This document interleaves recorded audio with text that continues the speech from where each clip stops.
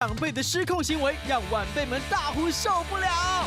对妈，你女儿很爱吃鱼啊，你明天去市场帮我买1只鱼，然后第二天她买了21只鱼来，我都不知道怎么冰了。拿到海洋世界喂海豚都吃的太多了。我妈应该就是有万一病，万一要吃的时候没有呢？像她很喜欢喝番茄汁，一次2箱以上。哇塞！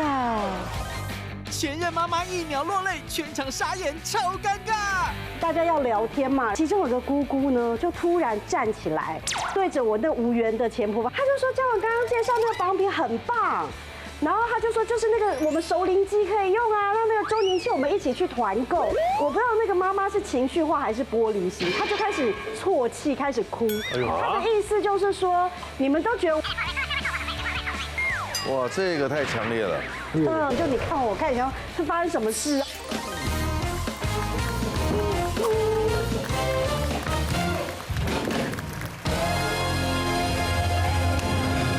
欢迎收看《女王大人》。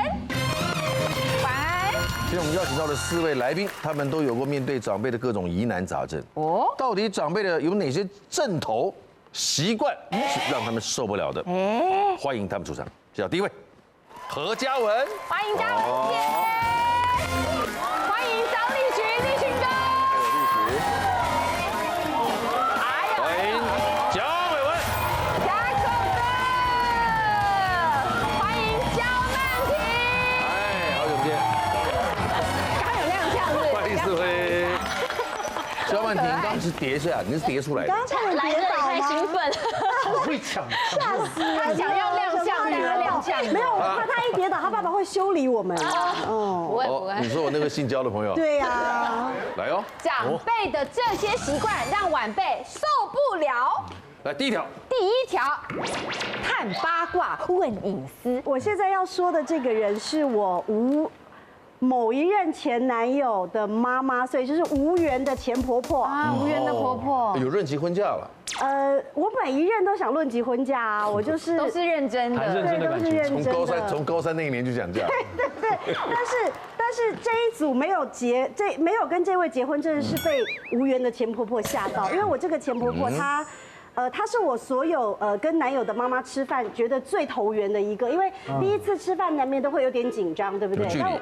但我第一次跟她吃饭，我们就聊得非常起劲，因为她是一个电视妈妈，她就很喜欢看电视，然后她非常喜欢就是我们这个行业，所以就感觉有很多话聊啊，什么戏都可以聊得很开心，然后很快就交换了这个什么 LINE 啊、App 啊，我后悔了。交换的隔天我就后悔了，交换隔天就后悔了，因为你知道隔天一大早，无缘的前婆婆就先传了长辈图给我，早安图，对，就觉得好，那礼貌上我们要回一下嘛，对，回了之后他就说你起床啦，早安，然后他就开始问说，我跟你说，我看了今天的新闻，比如说那个巴玉他买了一个新房子呀，那他那房子多少钱啊？就是要问你内幕，就是对，然后我就傻眼，我想说，不是昨天才认识吗？这好问吗？然后我当然理所当然说，这个对我也好恭喜他，可是我也不知道。你怎么会不知道呢？你们不是同个行业吗？继续追问那不然你问问，他叫我问问啊。其实一般的圈外人都会觉得我们圈内人都是一家人。对，而且他们都以为我们在上工之前都在同一个就业中心等待发配，对，所以我们都有互相交换情报。而且他们都会觉得，如果我跟巴玉不熟，直接问巴玉说，你买那房子多少钱，一点都不尴尬。对，我想说这很尴尬，然后我就想说，可能是因为刚开始熟，他想找话题跟我聊。我觉得应该一段时间熟了就好了。太可怕了。没有，你一去他家，他就说，来坐，然后就开始聊。然后我跟你说，有一回合就是真是健谈的婆婆。有一回合就跟着他们全家人去宜兰玩。然后呢，我就想说，因为他已经聊得很起劲了嘛，然后我就跟我男友的姐姐们，我想说，姐姐们他们要去打麻将，那我就跟着去，这样子可以躲一下。哇！妈妈也跟着，我们在边在打麻将，我打麻将已经很烂了，还在旁边问。然后我想说，那我装睡好了，我想装睡，然后我就进房间要装睡，他就敲门说：“你睡了吗？”然后我就说：“我其实是想开门说，对我准备要睡了，晚安。”然后我一开门，他就进来说：“我问你，我刚看电视啊什么的。”3点。聊到3点，凌晨3点，很能聊哎。很可怕。你有试着跟前男友反映过这个问题吗？我有，而且前男友不是很会处理这个事，因为他对他妈妈大吼了好几次。哦，而且我跟你说最可怕的一件事，最后我真的很认真的跟这个无缘前婆婆说我真的不能再跟你聊这个，是因为有一次呢，就是我跟一个熟悉的记者朋友，我们去喝下午茶，然后我们俩就坐下来就开始聊嘛，然后我就看到无缘前婆婆在那，然后我就说不好意思，我男友的妈妈跟他朋友在那，我去打个招呼，不好意思。然后因为我这个朋友，我这个记者朋友也知道说我男友的妈妈很关心我们这个行业，他说好，你去，然后我就打了一个招呼。就是无缘前婆婆跟3个阿姨嘛，然后打个招呼啊，我就说他们说你坐下来聊啊，这样我说没，我朋友在那我回来这样，然后我一坐下我们2个聊，然后没多久他们要走了，他们要去抢那个周年庆，他们就过来打个招呼，就是说他们要走了这样子。我跟你说，真的不是我的问题，我就只是介绍说啊，这是我朋友哦，我男友的妈妈啊，我想说打个招呼就结束了。是我这个记者朋友就说，哎呀，你是某某妈妈，哎呀，我有听嘉伟讲说你很喜欢我们这个行业，哦，我是我们这个行业，我是记者，我是负责戏剧的。他就找到另一个宿主了，是他自己说的。你用宿主来形容，是他自己说的，是不是有一种像在抓交替的感觉？然后我告诉你，接下来无缘的前婆婆跟3个阿姨就坐下来了。他们不是要去抢周年庆吗？又再点了一杯。对，坐下来我们就变6个人挤在一个小桌上，然后他们就开始一直问他说，那个戏怎么样？结果怎么样？然后我朋友一直看着我，就想说，那你自己讲，那我有什么办法？好可怕哦，好热情，头好痛哦。长辈图，早安图，这个东西为什么会变成一个到了一定年纪就会一定做的事情？我想第一个他应该是很早起了，必然，谢谢。 6、7点就闻鸡起舞，好，然后也顺便告诉你说我起床了，然后发一个图，然后可能也希望得到你的回应。哦，那他如果是群发呢？应该都是群发吧，基本是群发，应该都群发我。收到的都是群，而且还有那个早安图的图库，然后这样就梆梆梆梆梆梆，然后一打开我妈的手机里面有100多条早安图，真的啊，真的，朋友很多，我妈妈的朋友蛮多我们的。家那边的长辈图，他们是有在比赛的，就是说他们常常一定要拍到很漂亮的花或者是风景，然后像我岳母一拍到，说哎有了，明天我就会获胜。我说为什么？你看我这梅花拍多好，还有比这个，然后就立刻写个早安，有没有？第二天立刻发出去这样。对，明天我就获胜。这个也没有人教，为什么大家都会？就是存在感吧，是不是刷一个存在感？怕你忘记他。对啊。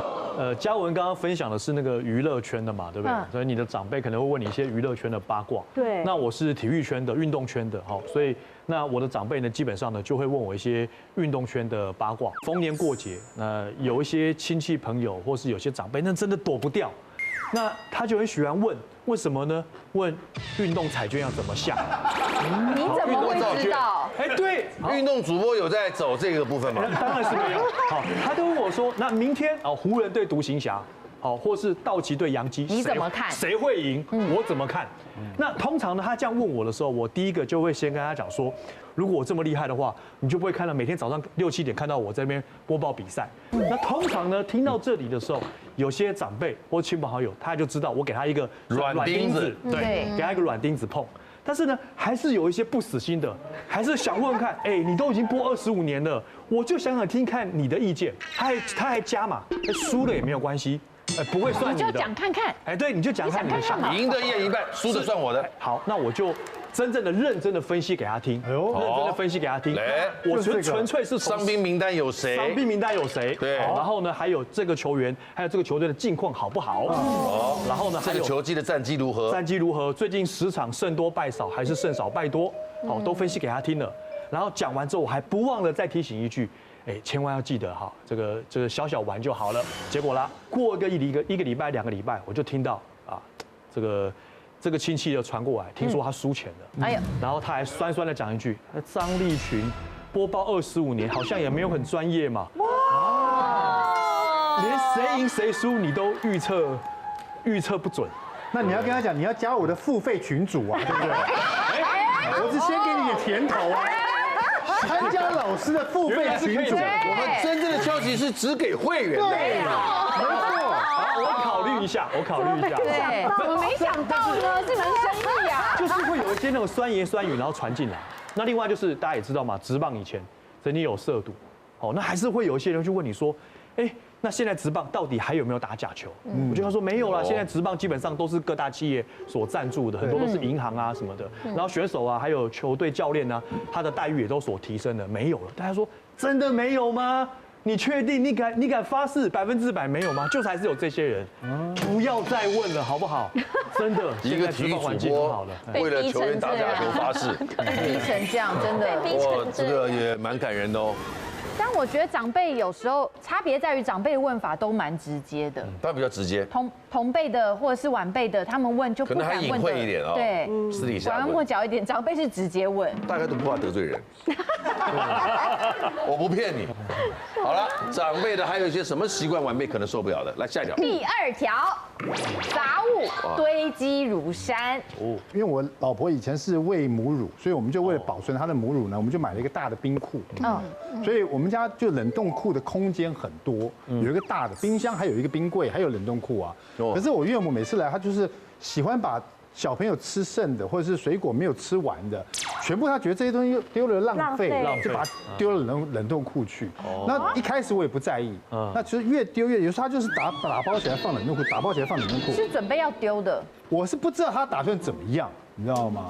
然后有一次我只是说，我想说。我这边的冷冻库满了，因为我东西太多了，我想说放一些去我冰箱的冷冻库。我一打开来，我就奇怪这冷冻库怎么打不开来？你知道怎么开也开不了，就很大，用力量砰把它打开来，哇塞，里面大大小小的冰块，我以为是冰块，你知道吗？因为他都把东西都是用塑胶把它包起来，然后就一袋一袋的，然后我就仔细观察，这到底什么东西啊？这个是黑掉的香蕉，哎呦喂啊！这个是这切块的番茄，这些是什么？说哪些可吃，哪些不可吃也分不清楚。我根本就不知道什么，那有鸡骨头，有翅膀，有就很多东西。重点是我不知道它什么时候冰的，就一直堆满。这真的是很头大的。那另外一种，他对我们特别好，就是他常常会为我们买一些东西。比如说有一次他为了我老婆，我老婆喜欢吃土托鱼。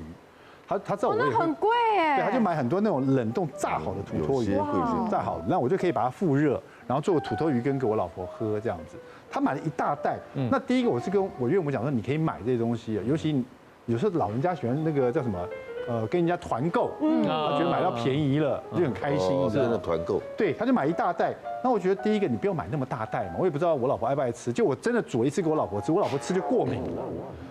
他正好对里面的一些某种成分过敏，然后我又不吃炸的，那这一袋就一直都没有在用了，你知道，这么大袋吃了一次，后来等到它过期了，我就赶快把它丢了，过期没办法用了嘛。我一丢，我岳母以为我们家那么爱吃，把它吃完了，第二天又买一大袋来。一模一样的，然后我就一打开冷冻库，怎么还在？怎么还在？我又回来了。昨天不是把它丢了吗？好惊悚！原来7天以后会回来是真的。不是，我真的是被吓到。你的冰箱是聚宝盆啊！我这怎么又就是满满的一袋？一看，这是新的，我就跑去跟我岳母讲说，怎么又一袋？他说你们那么爱吃，我就再买一袋啊。我说妈，能解决这个问题，釜底抽薪，就是家里的门锁换一个新的，不要不然就漏夜搬走，他不能再来了，对吧？你家什么东西都被他补满了，真的釜底抽薪了，对吧？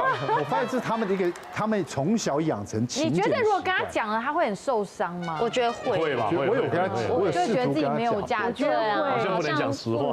我试图讲过，可是这个情况并不会改善，而且不能你讲，可能要你太太讲。是，我太太说你可不可以去跟他讲？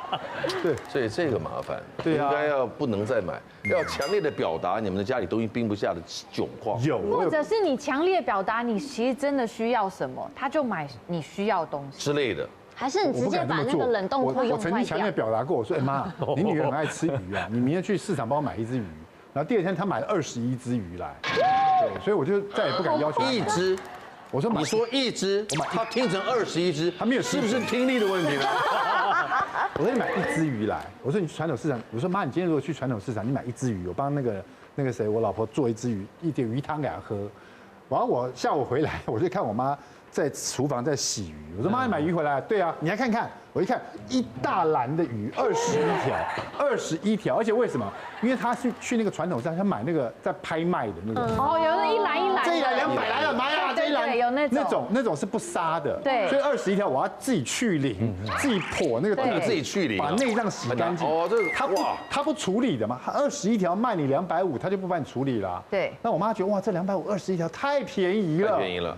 不买白不买啊！太可惜了，一定要买。太可惜，我那一天我都不知道怎么冰了，你知道吗？21条鱼要吃到什么时候？这好难开口哦。你那个拿到海洋世界喂海豚都吃的太多了，海豚都跑掉了，海豚都不想吃。所以长辈又节俭，然后又会找这种好的东西，可是有时候就很困扰，你知道吗？我是觉得我妈应该就是有万一病。万一病，万一用得到呢？的这种，万一要吃的时候、要用的时候没有呢？万一 OK， 对不对？那我因为我自己本身是一个很孝顺的女子，是哦，没有自己讲的。但我觉得是这样子。好，然后呢，看得出来，每年除夕的时候，我会多留一些时间，就是提前会帮我爸爸妈妈打扫家里。哦，尤其是今年，我就想说啊，我多留了很多时间，我想说啊，那就从头到尾全部。就是帮他该丢的丢，该整理的整理，这样。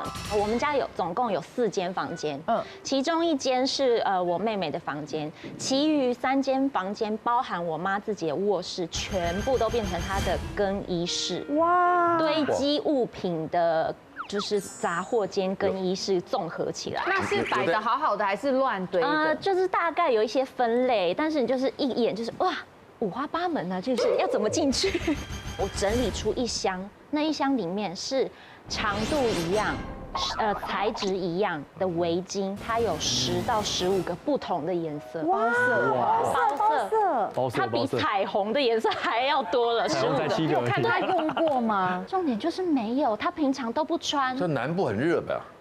我妈妈在新竹，她其实她不热，就是我觉得就是你如果买那么多，你可以平常搭配用或者是怎么样，我觉得 OK 非常好。可是她就平常穿的就是那几件，然后她的大衣一样长度的大衣。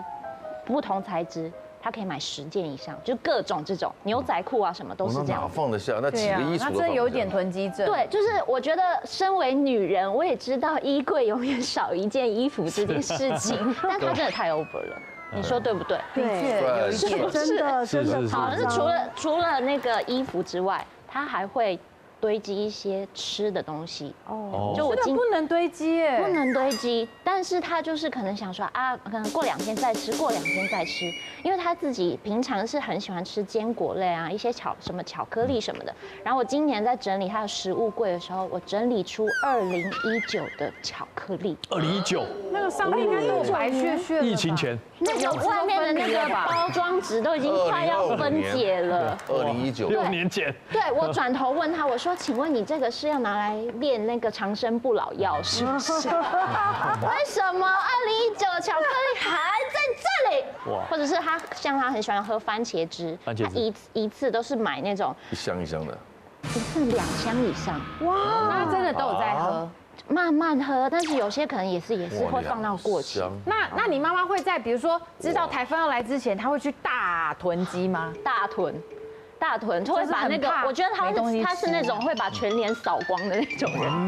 然后过年就是因为这样子的事情，我就帮他整理嘛，我就跟他说，今天我帮你整理所有过期的东西，或者是我觉得你用不到的东西，我会问你一遍，如果你可以保证你之后用得到的话，我就会留下来。可是过期的东西我一律都丢掉，你不可以去捡。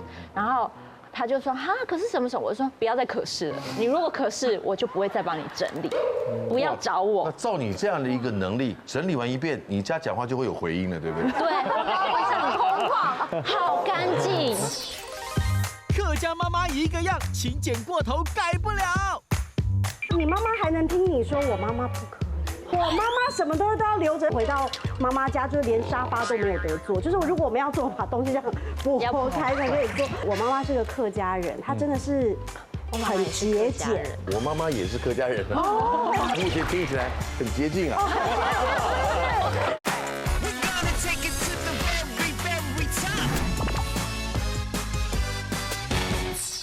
整理完一遍，你家讲话就会有回音了，对不对？对，会是很空好干净，好清澈。我觉得我家里真的是清爽了，像一个新家一样。然后对，然后我跟他讲，然后他就好默默的，因为想说啊，女儿都帮我整理了，那我也不要再多说什么。然后他就坐在沙发上在那边滑手机。我想说啊，这个人是不是我刚刚的态度是不是有点太凶了，还是怎么样让他？结果我去看他在滑年货。哦，他要买东西，他想既然多出一些空间，我因为我女儿待会走了以后，我家有空间会出来。对啊，要放新的东西。他每一样年货至少都是5个以上。哇塞！然后我就跟他我说严重警告你哦，最好是只能2个，最多2个，吃不完就送人。是不是因为你家亲朋好友比较多？亲朋没有，我觉得这是一种这是一种心理疾病，哎，这要看医生。真的，我看医生。对，就是他真的，他真的看心理咨商。教妈妈，教妈妈，他是8月。他说你的心理有问题啊，可以看一下吗？因为你堆太多了啊。真的对。8月你出来，8月你出来，面对，出来面对。麦克风说一下，里面是不是有一些劝一下？嘿，江妈妈，里面是有一种缺乏感，对，一定要买这个来填被满足。你在心理上是有。江妈妈，我这个人不怕1万，只怕2万啊，因为我的存折有限啊。就怕258万吧。真的，拜托你们跟他讲，我希望他看这一期节目，他可以听得进去。应该心里有一个洞啊。你刚刚是说教妈妈住新竹是吗？对。哦，因为我妈妈娘家也在新竹，他们不能做朋友，不能当朋友。他也是囤积。我跟你说，你妈妈还能听你说，我妈妈不可以。哦。他们问我说可不可以拍照片，我说拍照片我就不能回家了。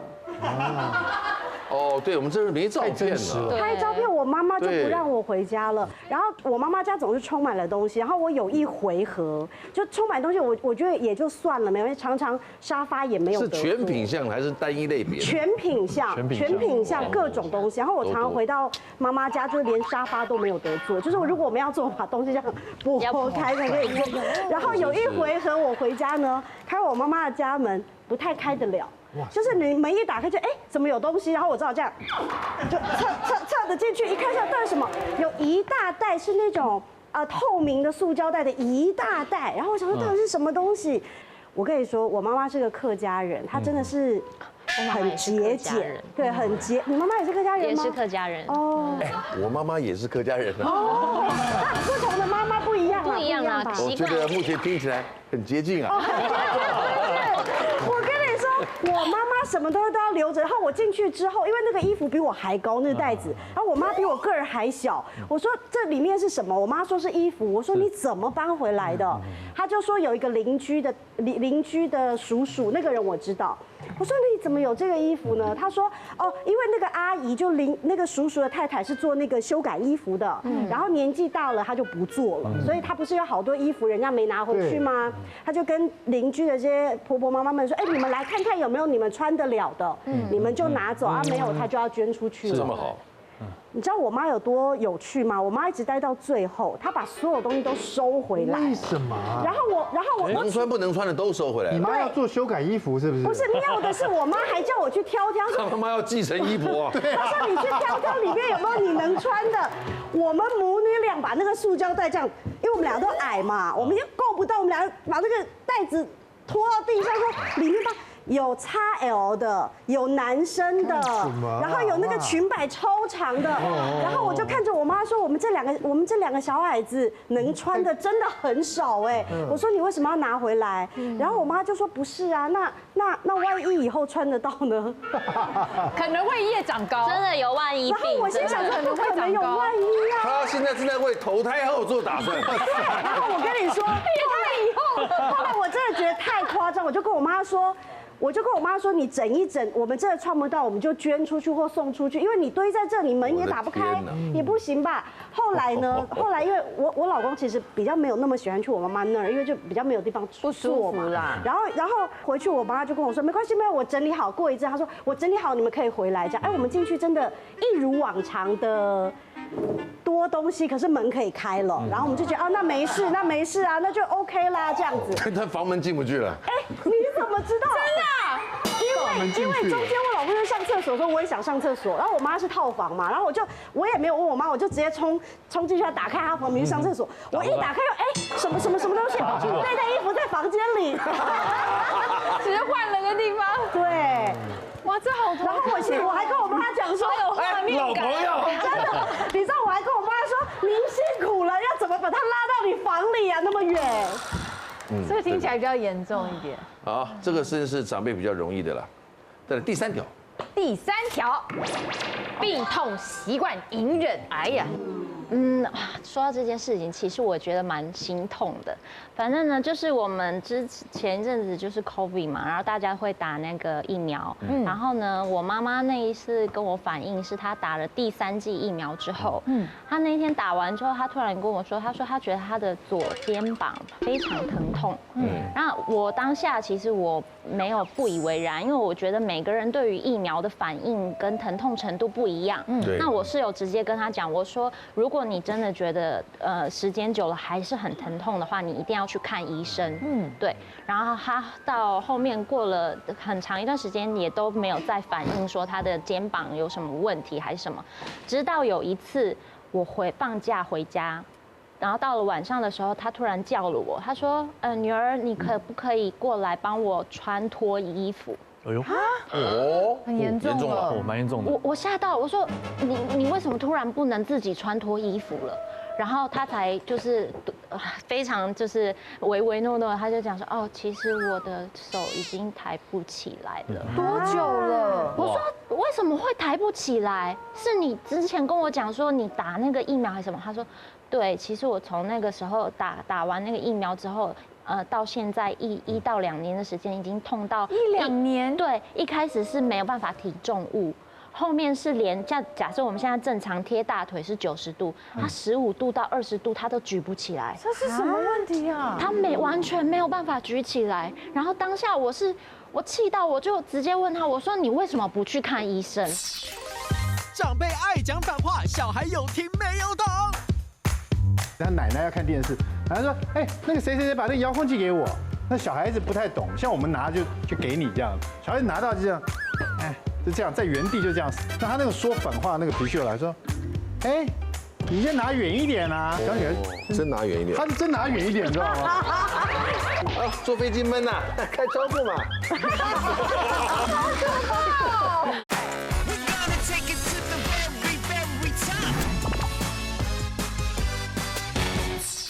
我说你为什么不去看医生？然后他就说这种事情没关系，我觉得忍一忍，他应该就会好了，或是什么。我说可是你都已经举不起来，你等于左半边已经要废掉了，你没有办法正常使用你的器官了，你还不去看医生？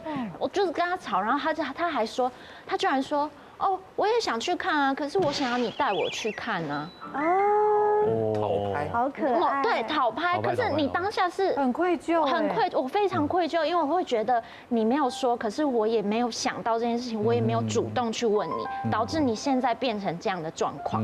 然后当下他就是我们那天晚上就大吵架嘛，然后隔一天以后，我就直接骗他，我说你陪我去看医生。然后就把他带去医院，然后其实是我帮他预约了医生去看他的左肩膀，然后医生说他的左肩膀已经筋膜跟骨头是粘连了，这怎么办呢？这可以解决吗？复健就是复健，所以他那天看完医生之后，我直接帮他预约了半年的中医，还有复健跟西医同时进行，然后还有艾灸、针灸什么的，就是帮他安排好时间，你就是去。太晚。他拖太久了，所以他其实刚开始治疗的时候，他就是痛到他有一度很想放弃，他就是说他就是要放弃他的肩膀，他说他不要再用左边用这样，然后我就说你现在就放弃，可是你还那么年轻呢，他还不到60吧？对他还不到60，然后他就要这样子牺牲，就反正我当下就很心痛，然后也是哭着跟他讲，我说我希望你可以健健康康的。现在好了没有？现在好了，因为就是有长期的复健的什么。那好。我们很多长辈这个病痛习惯，他真的是很能够隐忍。前阵子呢，就是工作比较没那么忙一些，所以就带着太太啦，还有岳母去韩国。那因为我们是自由行嘛，所以行程就自己安排。那其实就有问妈妈说，那你平常体力还 OK，那我们排这个行程还可以吗？我们有去了像什么这个的鬼怪拍摄的那个景点啊，景福宫啊，什么什么宫啊，但其实它这个都是非常耗体力的，都要走啊，都要走。好，但是妈妈平常体力还 OK， 可是呢，到韩国走久了之后就发现，哎，妈妈好像脚有点不太舒服，或是有点腰酸背痛这样情形。而且大家去韩国有知道吗？韩国它的那个有时候捷运还有它的地铁不像我们台湾那么方便，有些它是没有电梯的，对你都要上下楼梯，上下楼梯，对，对脚膝盖比较旧的那个站，你就是要上。对，它的脚跟膝盖，像香港的地铁，不方便，很方便的，对不对？对脚跟膝盖是不是就不太舒服？对，或是说你可能要走一段路，然后呢才会碰到电梯，然后就问一下妈妈说，哎，这个你还好吗？她说没问题，没问题，没问题。但是你其实已经看到她是相当不舒服，有点吃力的，很吃力，很吃力。后来找了咖啡厅，然后就问妈妈问岳母，她说啊这古晋桃呀，所以我就觉得我们台湾的长辈哦，就跟刚刚曼婷或是陈哥所分享的一样，他的这个病痛习惯，他的隐忍度非常非常强，或是其实他比较没有办法想要跟我们去求助。可是这些东西，它其实都是有办法去做一些改善的。只要你补充一个适当的一些营养，其实基本上就可以去改善。就是日常生活怎么中补充些什么呢？像你看我长时间 live 转播赛事，我在 live 转播赛事的时候，我其实有时候也是没有办法，就是很正常固定的时间去吃饭，对。但是我自己有补充高蛋白。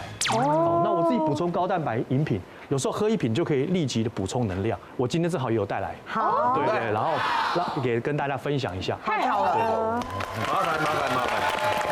像我刚刚分享的这个高蛋白饮品嘛，就是这一罐。对，像前阵子因为我长期播报，像世界棒球12强，或是 WCQ， 常常没有办法好好吃一顿饭，就喝这一瓶哈。常温保存吗？对，可以常温保存，你也可以冰在冰箱，也可以冰箱，也可以冰凉喝。可以带，像出国旅游就可以用啊，对啊，它也不用冲泡啊。所以那个时候我到首尔的时候，看到我妈妈一直在那边捶背啦，然后捶脚，我就冰在冰箱让她试试，那可以立即补充能量，然后体力。它这样200毫升里面有对，你看15.4公克蛋白质，哎，对，你看这一罐健身的人也可以，很轻，对不对？对，它才200ml 而已。然后它其实呢有浓缩营养1.25倍里面。而且我觉得它超棒，它没有乳糖，所以像我这种乳糖不适的也可以喝耶。没有乳糖不适，而且那个健身的人，他如果喝这个，他才250可以卡。上心对，热量也很低。要运动前喝还是运动后喝？运动前喝也可以，运动喝也可以。那另外就是我们可能说有一些朋友可能是胃口差，或是食量比较小的长辈，或是一些发育的小朋友，好，那你也可以用更少的量，让它呢补充更多的营养。那我刚刚不是讲了吗？就是说基本上有时候我会冰在冰箱，加入咖啡，你就感觉上好像喝拿铁咖啡一样。哦，这可以加咖啡耶？可以加咖啡耶。它喝起来有那个香草口味的味道。对，所以你这个香草口味呢，其实很顺滑，你不会感觉到太甜，也不会太腻。我为什么当初呢会接触，就是因为我跟伟文哥一样喜欢打篮球，对不对？但是呢，打篮球发现我不断做那个假动作，发现奇怪，对面的防守球员都不会被我晃起来，对，都被我晃起来。然后呢，发现我自己的手这边晃，谁会假的？其实没有，你这样推到谁啊？我做的很逼真，但是其他不会被晃起来。好，然后发现自己的反应好像有点大不如前，然后甚至呢3分球投8包。好，然后呢，另外有时候呢，切入篮下的时候，感觉这样就相当的吃力，力不从心的感觉。对，就是会觉得体力啊、持续力啊，好像都是大不如前，会有这种感觉。然后呢，后来我就是每天当早餐喝，我喝一阵子之后呢，就感觉到我体力好像增强，其实有比较明显的一个很大的一个感觉。还有像这里面嘛，15克的高蛋白，然后里面有高钙。然后高铁、维生素 D， 那一共有33种的营养素，其实是好多营养素，身体一天所需要的营养。对，所以其实真的推荐给大家，如果你家里像有就长辈需要保养身体，或是像我这种，好。这个还是不服输的，对，我们都要一起喝的，甚至成长发育中的儿童也可以，其实也都可以试试，全家都能，全家的营养都能够照顾到，对，推荐给大家。那我更喜欢就是对啦，就是放在冰箱里面，而且还更爽口。那你这样喝一阵子以后，你的假动作比较真一点。哎，有晃起来了吗？我喝一阵子之后，晃起来。我喝一阵子之后我就不用假动作了。体力有变好嘛？对，体力有变好，然后反应有变好。维生素 A、D、E、K、C 都有33 3种营养素 A、D、E、K 以紫红菌维生素为主吧。可以作为日常保养使用。对，钙、磷、铁、锌、碘都有哎，哦，真的好丰富，好棒。对啊，真好，感谢你的推荐。是好了，这个有了这个病痛隐忍的问题啊，我想有了今天的张立群的推荐，应该也没有什么好隐忍的，应该人会更越来越舒服，是，越来越舒服。会有所改善。长辈还有谁什么习惯让晚辈受不了的？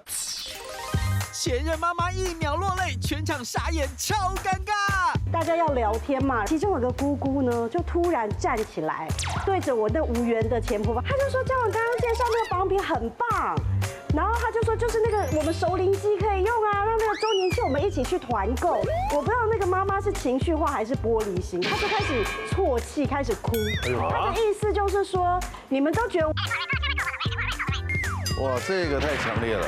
就你看我看，然后是发生什么事？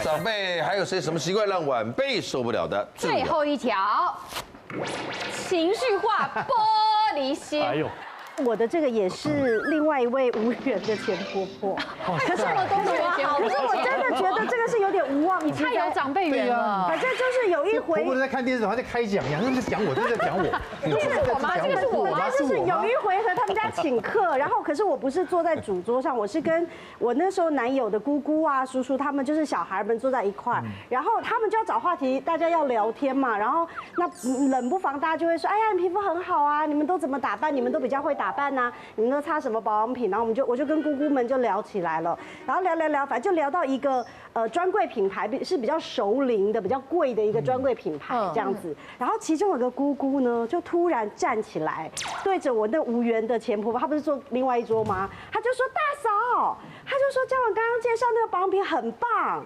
然后他就说，就是那个我们熟龄肌可以用啊，让那个周年庆我们一起去团购。其实当下你听起来觉得也没有什么，就是好像他也是跟他聊天这样子，也是就这样子，吃好稻香报的。对。然后后来就解散了，然后解散就我男友开车，我坐前面，然后他爸爸妈妈坐后面，然后我就整车都可以感觉到那个妈妈心情不太好，可是没有人知道为什么。然后后来那个那个男友的爸爸就说，哎，那个嘉文啊，你要不要跟那个妈妈讲一下，就是说你们刚刚不是恶意的。我说我们什么恶意？我们有恶意什么？我不知道那个妈妈是情绪化还是玻璃心，她就开始啜泣，开始哭。她的意思就是说，你们都觉得我很老是不是？我为什么要用那个？我就想说哈，然后我们车上3个人就你看我看，然后是发生什么事？然后我们就开始安抚她说没有啦，就刚刚聊到，就说这个去周年庆买比较划算啊，这样她整路心情都不好。哇，这个太强烈了，是蛮强烈的。然后所以有时候我就在想，你知道我男友还趁那个比如说停车的空档，他爸妈去休雨站休息的时候说，我妈是更年期吗？他说我妈是更年期吗？我说你这话千万不要等一下说。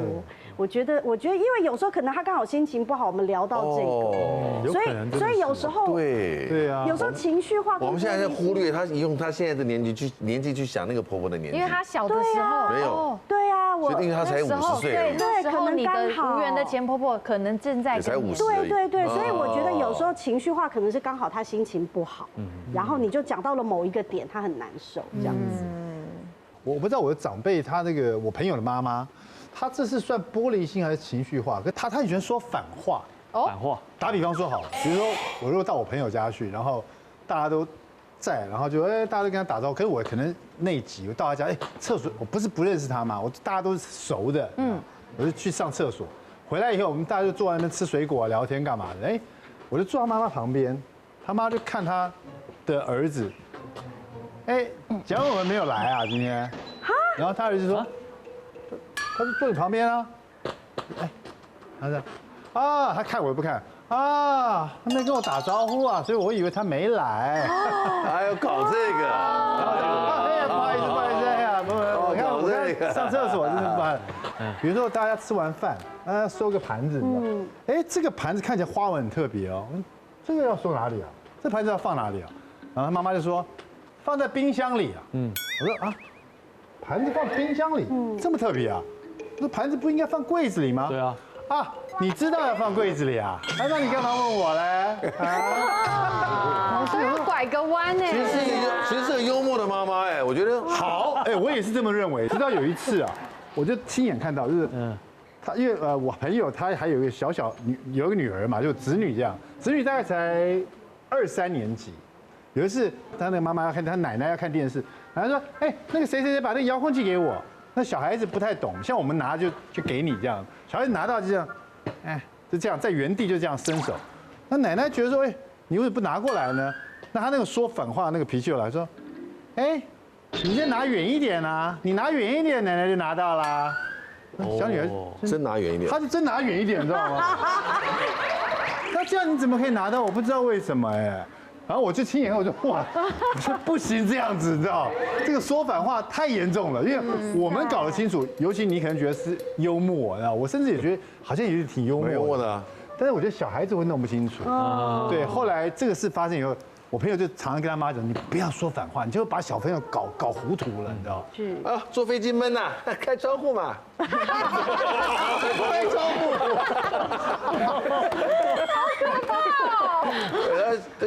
它是一种，应该算是一种幽默。对啊，他想跟晚辈开玩笑，然后就一直讲反话。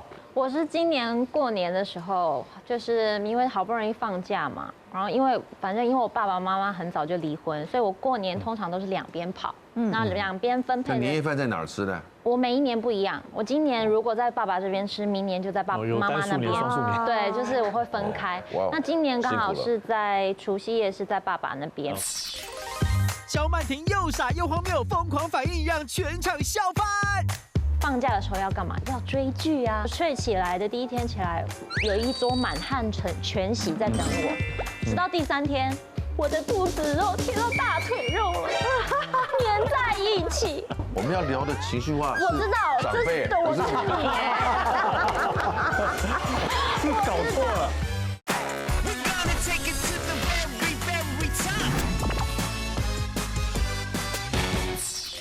除夕夜是在爸爸那边 ，OK。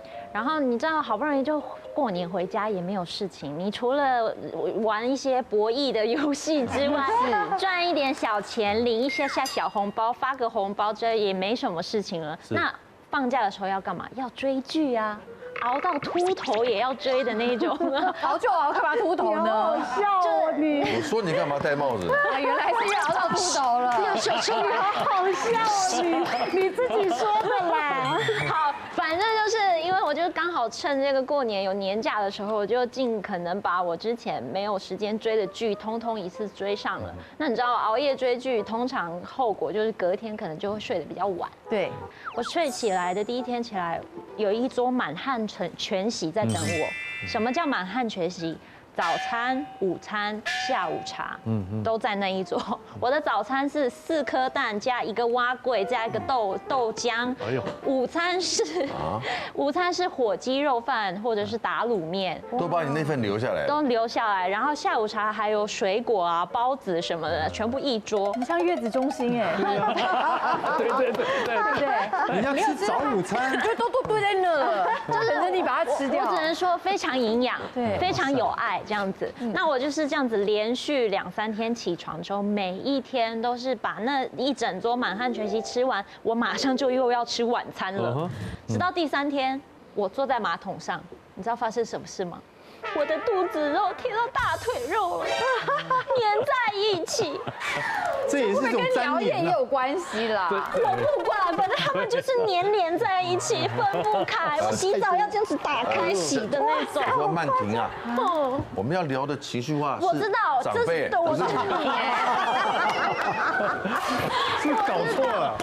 所以重点就来了，因为我发生了我这个肚子跟大腿粘连的事件，然后呢，隔一天早上起来，我就直接跟我爸爸说，我说。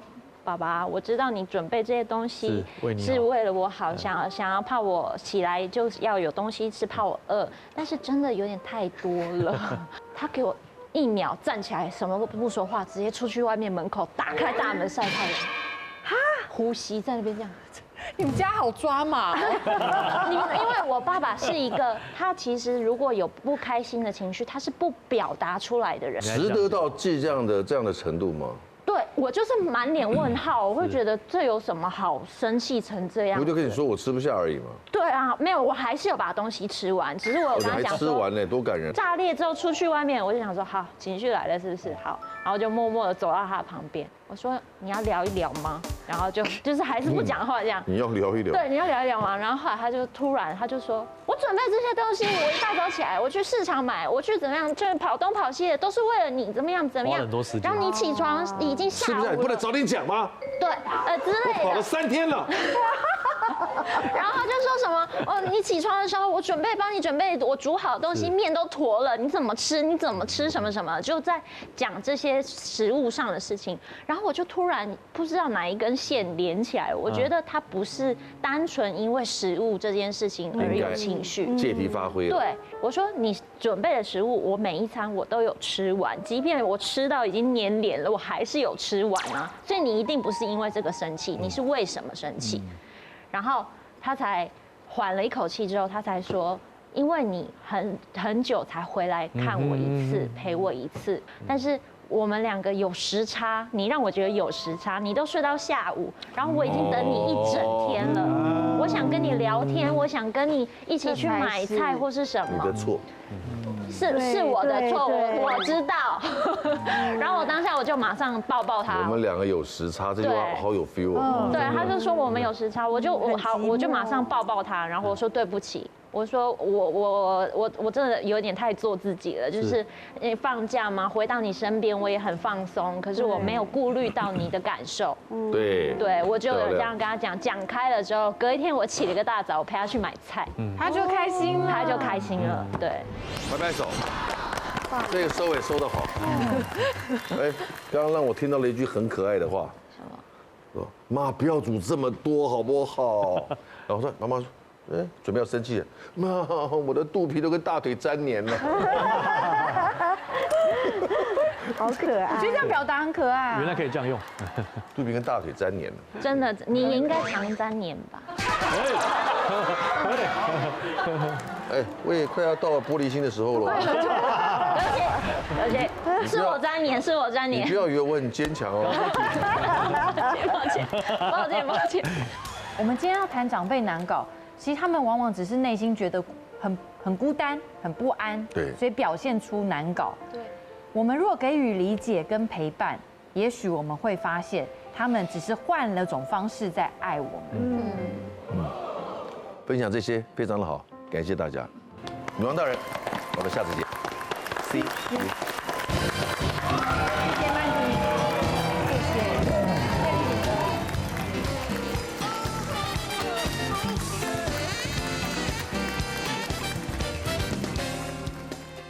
快订阅未来中文台 YouTube 频道，开启小铃铛就可以看到最新的女王大人哦。